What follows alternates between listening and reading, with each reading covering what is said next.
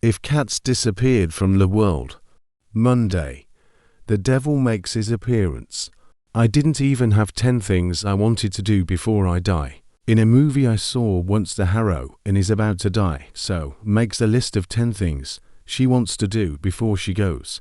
What a lot of crap. Okay, so maybe I shouldn't be so harsh. But really, what even goes on a list like that? A load of rubbish probably. But how can you say that? You might ask. Okay, look, I don't know. But anyway, I tried it.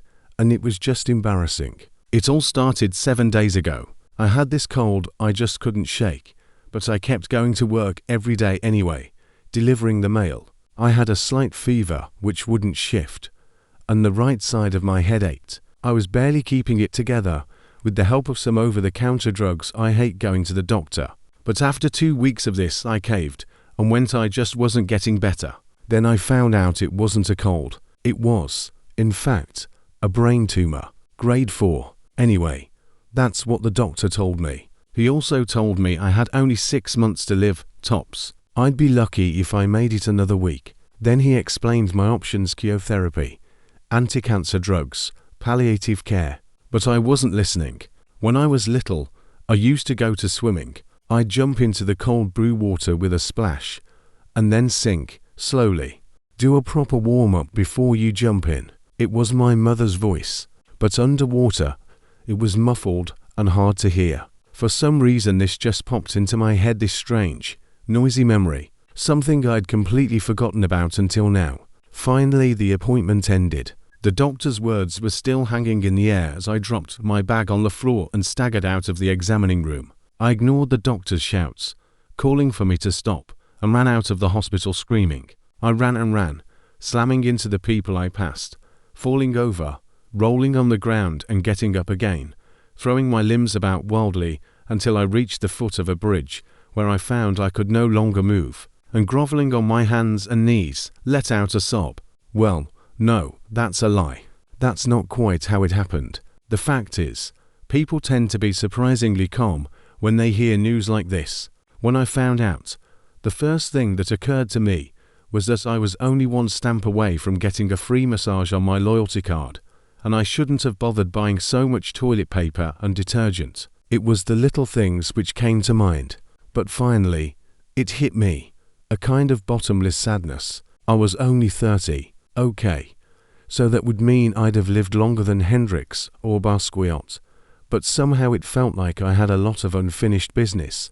There must be something, I don't know what, but something on this planet that only I could do. But I didn't really dwell on any of this. Instead I wandered in a daze until I reached the station. A couple of young men were playing acoustic guitar and singing. This life will someday have to end.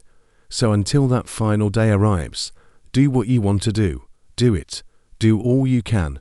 That's how you face tomorrow. Idiots. Now that's what you call a complete lack of imagination. Go ahead, just go on, and sing your lives away in front of this god-awful station. I was so mad I couldn't take it. It was too much, and I had no idea what to do. I took my time getting back to the flat. I clattered up the stairs and opened the flimsy door to the cramped little space which I called home. It was then that the complete hopelessness of it all caught up with me. The outlook was bad. I mean literally.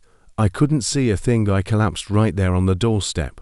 When I woke up I was still lying by the door. God knows how long I'd been there for. I could make out a black and white ball with grey patches in front of me. Then the ball made a sound, meow. Finally I realized it was the cat. It has been me and him for 4 years now. He came closer and let out another meow. I took this as a sign he was worried about me. But hey, I wasn't dead yet, so I sat up. I still had a fever and my head was killing me. I really was sick. Then suddenly someone's chirping from across the room. So great to meet you. And there I was. I mean, it was me, standing there, looking at me, or someone who looked just like me. The word doppelganger sprang to mind. I read something about this sort of thing in a book ages ago. It's another you who appears when you're about to die. Had I finally gone crazy, or was my time already up? My head was starting to spin, but I managed to keep it together. I decided to tackle head-on whatever it was standing before me. So, who are you? Who do you think? Is it the angel of death? Close, close. I'm the devil. The devil. Yes, the devil. So that's how, in a slightly surprising way, the devil appeared in my life. Have you ever seen the devil? Well, I have. And the real devil doesn't have a scary red face or a pointy tail. And there's definitely no pitchfork. The devil looks just like you. So the real doppelganger was the devil. It was a lot to take in. But what choice did I have? Plus he seemed like a nice guy. So I decided that I'd just have to go along with it. Upon closer inspection, I realized that although the devil looked a lot like me, we couldn't be more different when it came to our sense of style. I tend to dress in basic black and white. For instance, I'll wear black slacks with a white shirt and black jumper. Boring, yes, but that's just who I am, the monotone guy. I remember ages ago, the getting fed up, there you go again, buying the same kind of clothes as always. But I'd still find myself choosing the same thing whenever I went shopping. The devil, though, dressed, shall we say, unconventionally. Brightly colored Hawaiian shirts with palm trees or pictures of classic American cars. And he was always in shorts like someone permanently on holiday. And of course, you mustn't forget the sunglasses, probably Ray-Bans. He was dressed as if it was still summer despite the fact it was freezing out. Just as I was about to reach boiling point, the devil spoke. So what are you going to do now? I mean, you haven't got a lot of time left. You know, this life expectancy thing and all that. Oh, that's right. So what are you going to do? Oh, well, for the time being maybe I'll think about that list of 10 things. You don't mean like that old movie, do you? Yeah, sort of, I guess. You mean you'd really do something as silly and corny as that? So you think it's a bad move? Well, I mean, sure, a lot of people do it, firmly declaring they'll do every last one. You know those kind of people, right? It's a kind of phase everyone goes through at least once, though it's not as if you get a second chance. Holding on to his sides, the devil let out a huge guffaw. Sorry, I just can't see the funny side. Right. Well, I guess you never know until you try, right? Let's draw up a quick list right now. So I pulled out a sheet of blank paper and wrote the title at the top of the page, 10 Things I Want to Do Before I Die. I was feeling more depressed already. I'm going to die soon and I'm wasting my time writing lists. You've got to be kidding. As I wrote, I lost the plot even more, but somehow I managed to come up with a list, all the time avoiding the devil, who was trying to peek over my shoulder, and forcibly removing the cat, who like all cats thinks it's a good idea to sit on whatever you're trying to work on or read. Okay, so here we go. Go skydiving, climb Mount Everest, speed along on the Autobahn in a Ferrari, go along to a traditional 3-day-long feast of gourmet Chinese food, take a ride on a Transformer's back, find love in these final days of our lives, go on a date with Princess Leia, turn a corner just in time to run into a beautiful woman carrying a cup of coffee, and watch our passionate love affair unfold from there. Run into the girl I had a crush on in school while sheltering from the rain. Did I mention I'd like to fall in love? Just once. What is this? Well, you know. Come on, you're not in school anymore. Frankly, I'm embarrassed for you. Sorry. Yeah, I know. I'm pathetic. I racked my brains, and this was the best I could come up with. Even the cat looked disgusted. He was keeping his distance. The devil came over and patted me on the shoulder, trying to cheer me up. There, now. Okay. Tell you what. Let's see about that skydiving trip. A quick visit to the ATM, and it's off to the airport we go. 2 hours later, I was on a jet plane at an altitude of 3,000 meters. Okay, ready. Geronimo. Cheerful as ever. The devil gave me a shove, and the next thing I knew I was falling. YEP. That's what I'd always dreamed of, to see the blue sky opening up, the towering clouds, and the Earth's horizon stretching on forever. I'd always thought things would never be the same again after seeing the Earth from so high up. I'd forget all the small stuff and grab life by the horns. I'm sure some famous person said something like that, but that's not how it went. I'd had enough of the whole thing before I even jumped. I mean, come on, it's cold, you're way up there, and it's terrifying. Why would someone go and jump out of a plane of their own free will? Was this what I had wanted? I pondered these things as I fell to earth, before once again, things went black. When I came to, I was lying on my bed back home in my tiny apartment. Again it was the cat's meow that woke me. Dragging myself up, I discovered my head was still killing me. I knew it. It was back down to earth with a bump. Oh, come on, man, give me a break. I pleaded with Aloha as I decided the devil, with his Hawaiian shirts, would henceforth be known, who sat next to me on the bed. My apologies for the inconvenience. Hey, I could have died out there. Well, okay.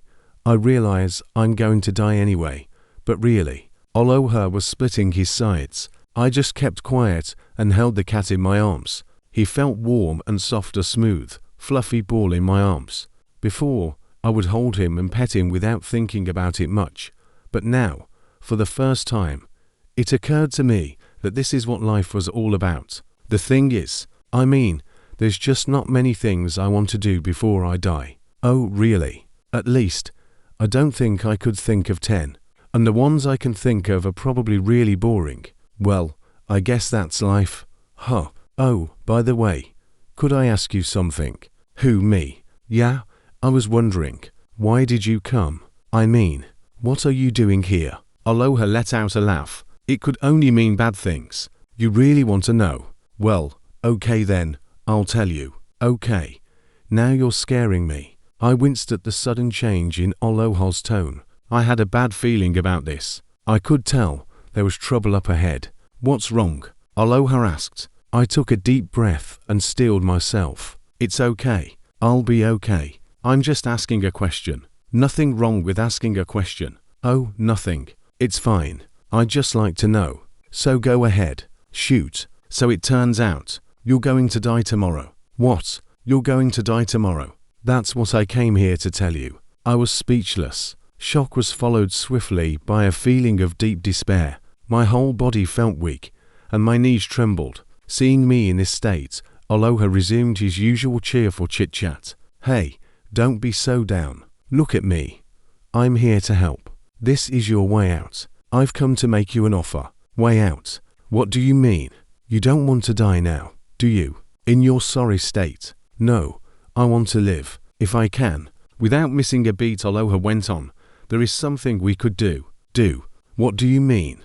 Well, you could call it a kind of magic, but it might increase your lifespan. Really? On one condition. You'll have to accept this one fundamental law of the universe, and that is, in order to gain something you have to lose something. So what do I have to do exactly? It's easy. I'll just ask you to perform a simple exchange. Exchange? Sure. All you have to do is remove one thing from the world, and in return, you get one more day of life. You're kidding. That's all. I may have been about to die, but I hadn't completely lost it yet. First of all, what gave Aloha the right to make such an offer? Now, you're probably wondering what gives me the right to do that. No. What made you say that? Was he for real? Did he have ESP? Reading minds is the easy part. Hello, I'm the devil, remember? Anyway, we don't have much time, so you're going to have to get on board quickly. Are you with me? This is a real exchange we're talking about here. So says you. Okay then, since you don't believe me, let me tell you how this exchange came about. Aloha made himself comfortable. You're familiar with the book of Genesis. You mean the Bible? Yes, unfamiliar with it, but I've never read it. Oh, wow, okay. This would have gone a lot faster if you had. Sorry. Whatever. I'll just give it to you in condensed form.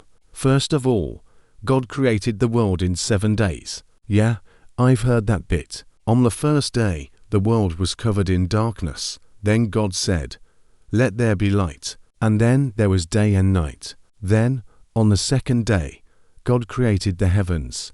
And on the third day, He created the earth. Now that's what you call creation. Then the oceans were made and plants took root. Pretty impressive, right? And then, on the fourth day, He created the sun and the moon, and the stars in the sky. The universe is born.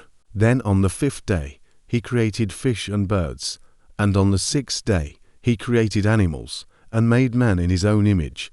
And finally, that's your cue. Oh, I remember now, creation of the heavens and the earth, the cosmos.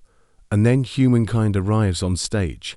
And on the seventh day, what happens? On the seventh day, he rested. Even God needs to take a break now and then. And that's Sunday, right? Exactly. Now isn't that incredible? He did it all in just 7 days. God is just awesome. You know, I have so much respect for him. Somehow, when it came to what all this should inspire, respect didn't seem to cut it. But in any case, I decided to give him the benefit of the doubt. The first man's name was Adam. Then God thought he might be lonely, since he was the only human around.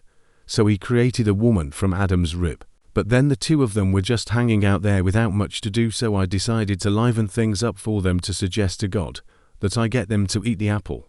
The apple. Right. See, the two of them were living in the Garden of Eden, which was a kind of paradise where they could do anything they wanted, eat anything they wanted.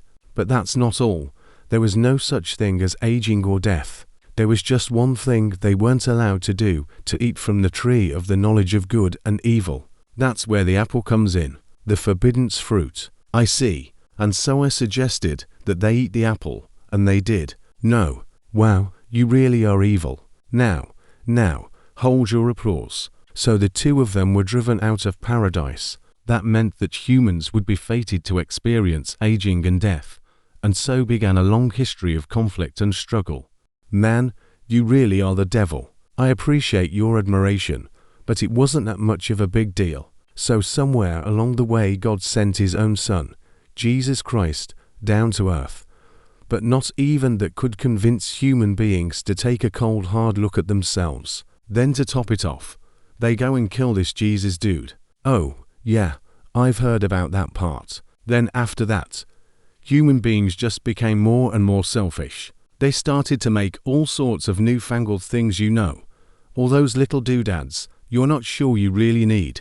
Making more and more, going on and on. I'm beginning to see. So I made another suggestion, you know, to God. So I say to him, look, how about I go down to earth and help those humans decide what it is they really need and what they don't need. And then I made a promise to God. I said, whenever those humans decide to get rid of something, as a reward, I'll extend their life for 1 day. I was given the power to do that. So after that, I did a lot of searching, you know, for people I could do business with. And so that's where you find me. I've made deals with all kinds of people. As a matter of fact, you're number 108. Number 108. That's right. Not that many, eh? Only 108 people in the whole world. You're pretty lucky, really. Simply by making one thing disappear from the world, you can extend your life by 1 day. Isn't that great? It had come out of nowhere, and was such a ridiculous offer. He sounded just like the shopping channel on cable TV, desperate to sell you something. How can you extend your life by making such a simple swap? But on the other hand, setting aside for a moment the question of whether I actually believed it or not, I wasn't exactly in a position to refuse. Either way, I was going to die. I had no choice. So, to recap, by making something disappear from the world, I could live for 1 more day. Let's see now. That would be 30 items a month, 365 per year. It would be that simple. The world is basically drowning in crap, all those small, silly, useless things like the parsley they put on an omelette, or the promotional packs of tissues they give out in front of the train station. Or how about those lengthy user's manuals that come with your new fridge or washing machine, or watermelon seeds?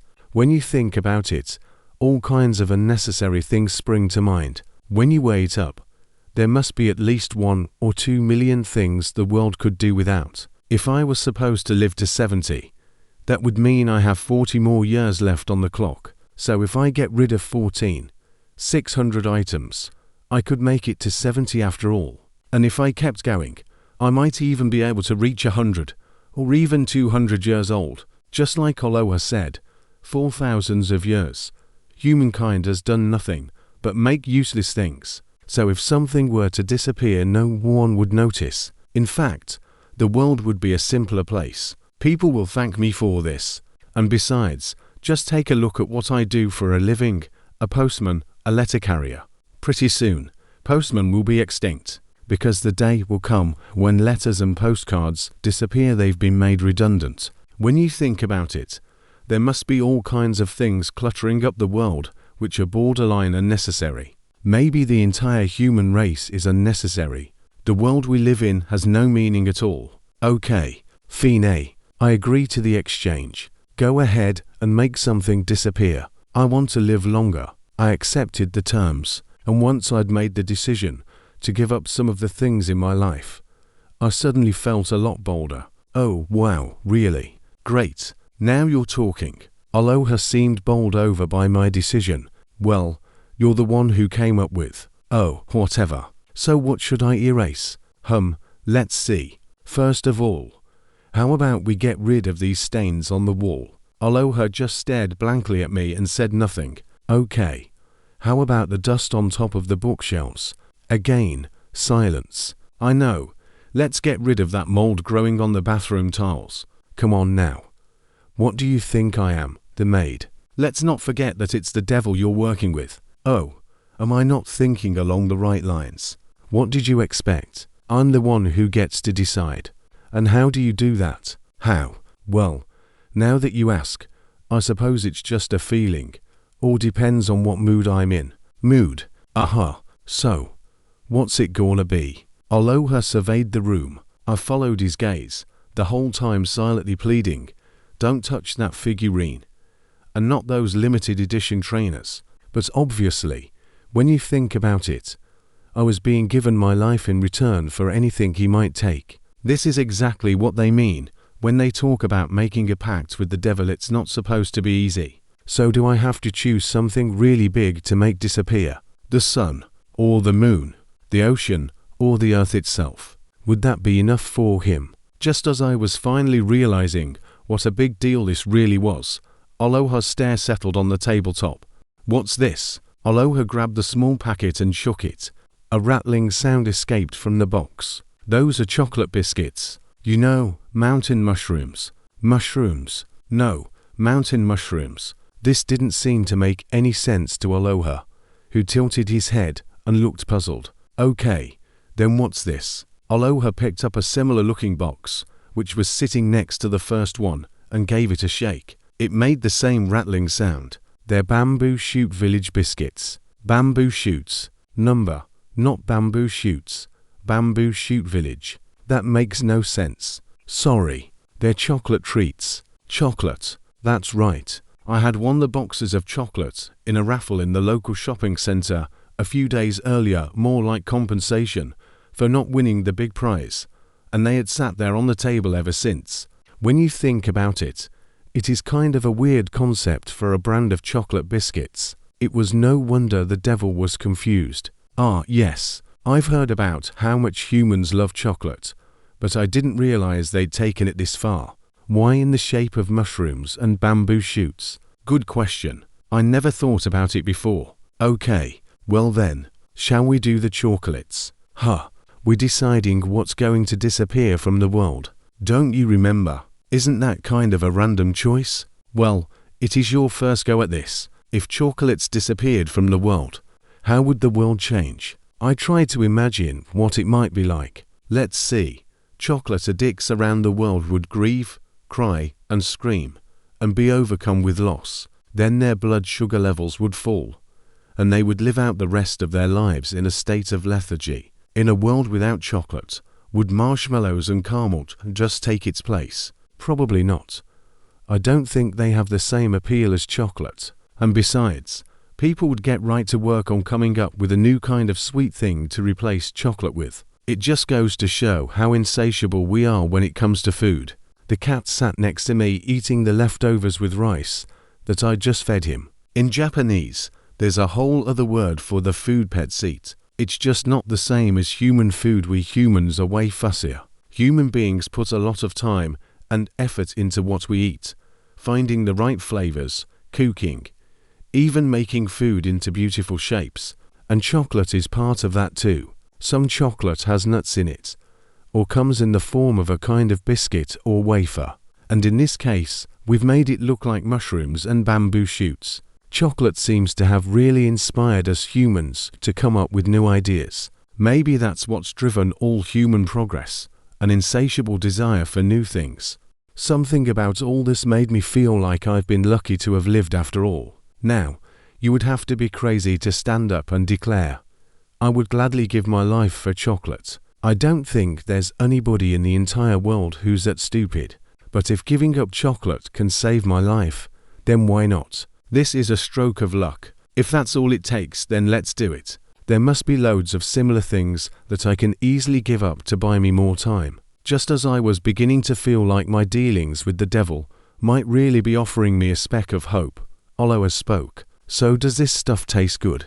He said, gazing at the 2 boxes of chocolate biscuits. Not bad, I answered. Right. Have you ever tried it? No. Here, have one. No thanks. Human food just doesn't agree with me. It just all tastes. I don't know.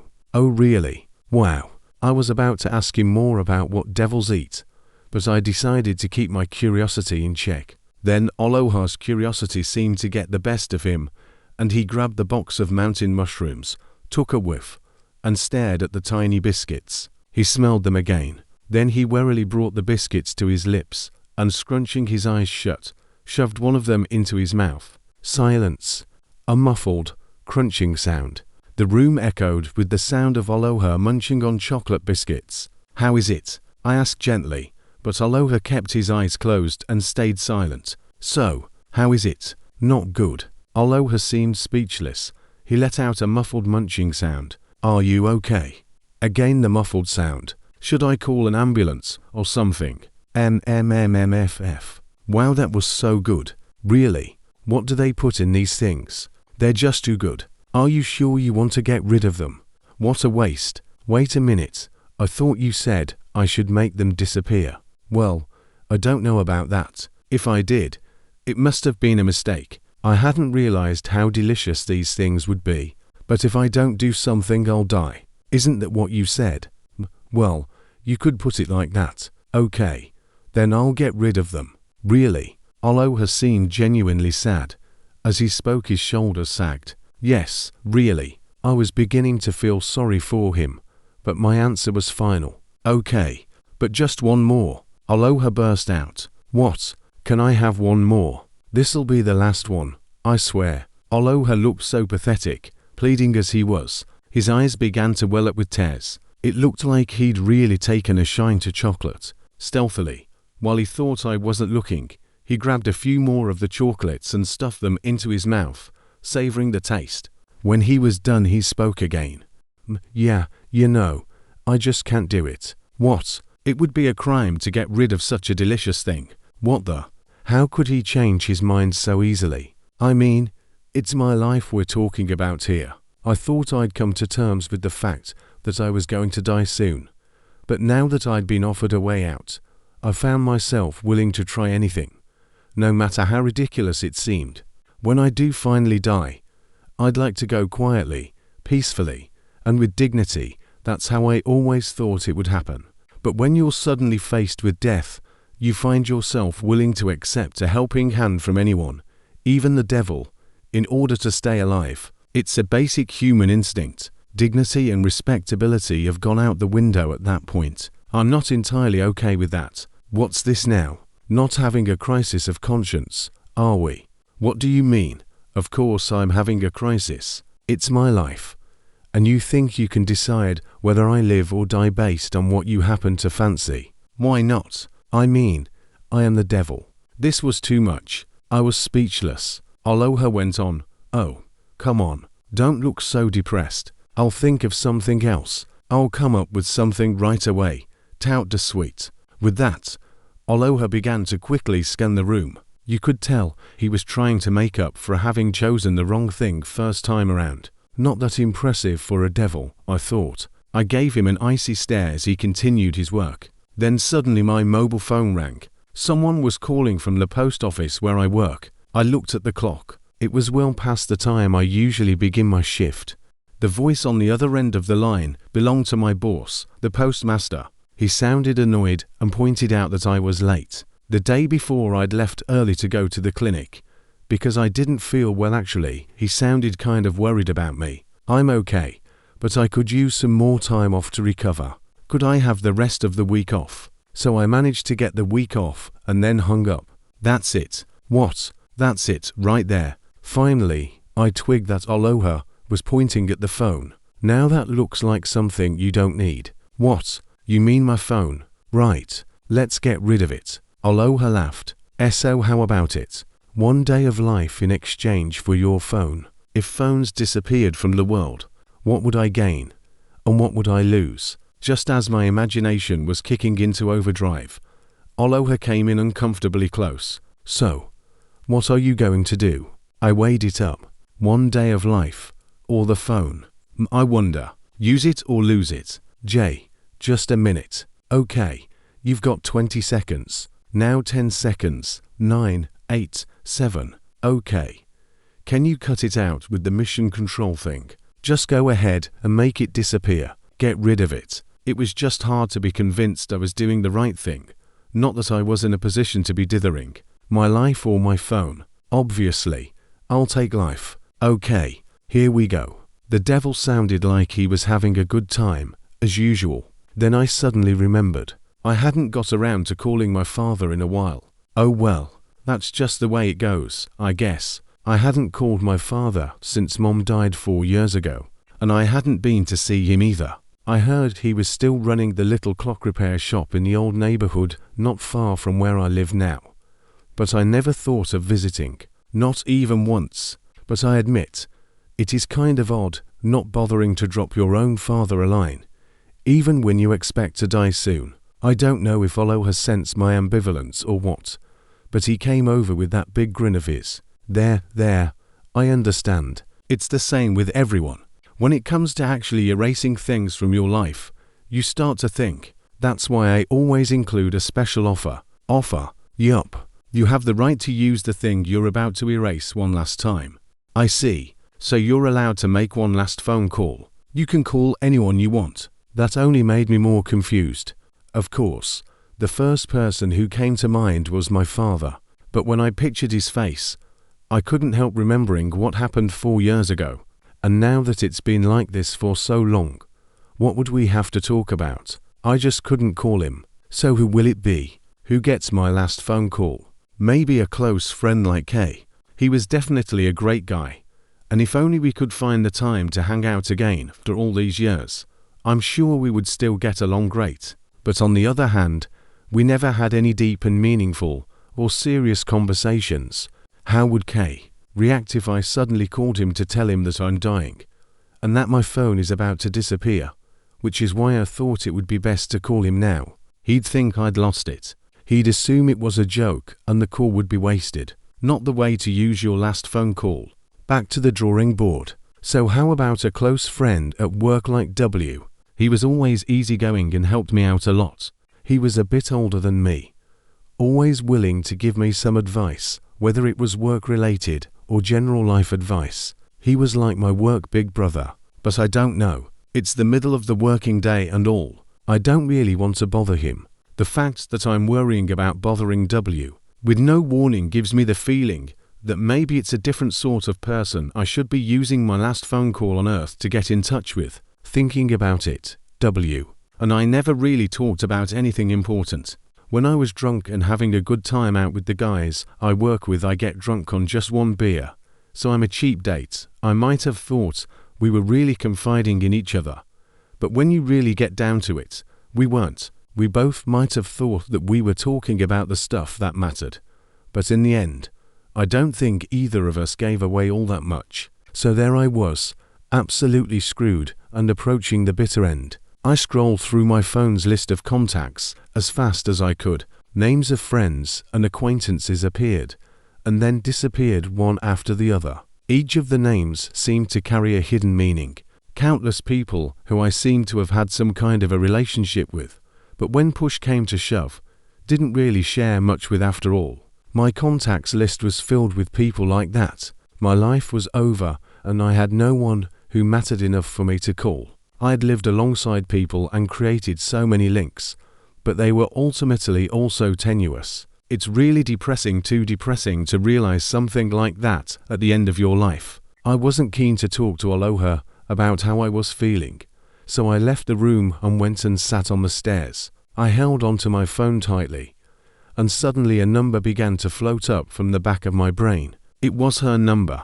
Somehow I had forgotten it, but it was as if it had been etched on my body. Her number wasn't even in my contacts list. Slowly I began to dial. I finished the call after a few minutes and went back into the room. Aloha was playing with the cat. Actually, it was more like a tussle, with both of them rolling and tumbling around on the floor. Aloha seemed to have completely forgotten about me, so I watched in silence for a while. Minutes went by. Then, "Oh, you're back." Finally Aloha became aware of my cold stare and, somewhat embarrassed, pulled himself up off the floor. He turned to face me, taking pains to put on a serious face. "Are you done? Oh, come on. You're telling me the devil likes cats. No use acting all cool and pretending nothing happened." I didn't say anything, but I took a good swipe at him in my mind.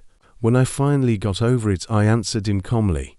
"Yes, quite finished. Okay, let's go. Make that phone disappear." Aloha looked delighted and gave me a wink, kind of a pathetic wink, since he didn't seem to be able to close just one eye at a time. Suddenly the phone, which had been in my hand just a minute ago, was nowhere to be seen. "All right, done. See ya tomorrow." When I looked up, the devil was gone. Meow.